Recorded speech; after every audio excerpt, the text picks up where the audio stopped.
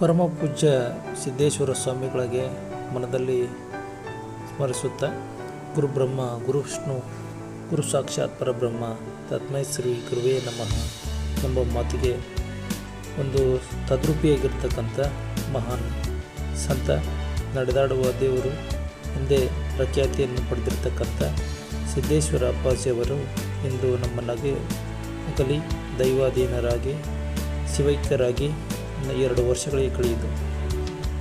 ಪೂಜ್ಯರ ಒಂದು ಆಶೀರ್ವಚನ, ಆಧ್ಯಾತ್ಮದ ಪ್ರವಚನಗಳು ಈಗ ಇಲ್ಲದಂತಾಗಿದೆ. ಪೂಜ್ಯರ ಆ ಮಾತುಗಳು ನಮ್ಮನ್ನು ಬಹಳಷ್ಟು ಸಂತೋಷವನ್ನು ನೀಡುತ್ತಿದ್ದವು. ಅವರ ಒಂದು ವಾಕ್ಯಗಳು ಭೂಮಿಗೆ ಭಗವಂತನೇ ಬಂದು ನಮಗೆ ಬುದ್ಧಿವಾದವನ್ನು ಹೇಳಿದ ರೀತಿಯಲ್ಲಿ ಇದ್ದವು. ಸ್ನೇಹಿತರೆ, ಪೂಜ್ಯ ಸಿದ್ದೇಶ್ವರ ಸ್ವಾಮಿಗಳು ಅವರ ವಾಕ್ಯ, ಅದ್ಭುತ ಸಾಲುಗಳು, ಒಂದು ಜೀವನದ ಶೈಲಿ ಮತ್ತು ಅವರ ಒಂದು ನಡೆ, ಆಚಾರ, ವಿಚಾರ ಬಹಳಷ್ಟು ಅದ್ಭುತವಾಗಿರ್ತಕ್ಕಂಥದ್ದು. ಇಂದಿನ ಯುಗದಲ್ಲಿ ಇಂಥ ಸಂತರು ಜನಿಸಿ ಹೋಗಿರೋದು ನಮ್ಮ ಒಂದು ಹೆಮ್ಮೆಯ ಹೆಸರು. ಅಂತಹ ಮಹಾನ್ ಸಂತ ಸಿದ್ದೇಶ್ವರ ಅಪ್ಪಾಜಿಯವರು ಕರ್ನಾಟಕದ ವಿಜಯಪುರ ಜಿಲ್ಲೆಯಲ್ಲಿ ಜನಿಸಿದ್ದು ನಮ್ಮ ಅದೃಷ್ಟ. ನಾವು ಅವರ ಕಾಲಘಟ್ಟದಲ್ಲಿ ಜನಿಸಿದ್ದೇವೆ ಅನ್ನೋದು ಕೂಡ ಒಂದು ಇತಿಹಾಸ.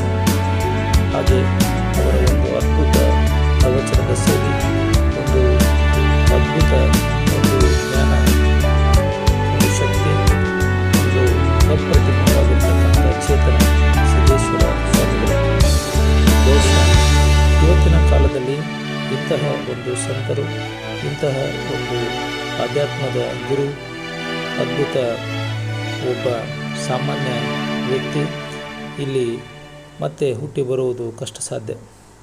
ಅಂತ ನಮ್ಮ ಸಿದ್ದೇಶ್ವರ ಸ್ವಾಮಿಗಳು ಬಿಜಾಪುರದ ಜ್ಞಾನೋಗ ಆಶ್ರಮದಲ್ಲಿ ಎಲ್ಲರಿಗೂ ಒಂದು ಗುರು ಆಶೀರ್ವಚನವನ್ನು ನೀಡುತ್ತಿದ್ದರು.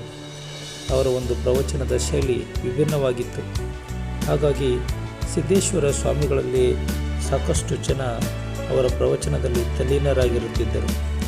ಒಂದು ಪಕ್ಷಿ ಕೂಡ ಸೌಂಡ್ ಮಾಡದ ರೀತಿಯಲ್ಲಿ ಅವರ ಪ್ರವಚನವನ್ನು ಕೇಳ್ತಿದ್ದರು. ಹಾಗಾಗಿ ಸಿದ್ದೇಶ್ವರ ಸ್ವಾಮಿಗಳ ಆಶೀರ್ವಚನವು ಅದ್ಭುತವಾಗಿತ್ತು. ಅಂತ ನಡೆದಾಡುವ ಸಂತರು ನಮ್ಮ ನಗಲಿ ಇಲ್ಲಿಗೆ 2 ವರ್ಷಗಳಾಗಿತ್ತು. ಮತ್ತೊಮ್ಮೆ ಹುಟ್ಟು ಬನ್ನಿ ಅಪ್ಪಾಜಿ ಅಂತ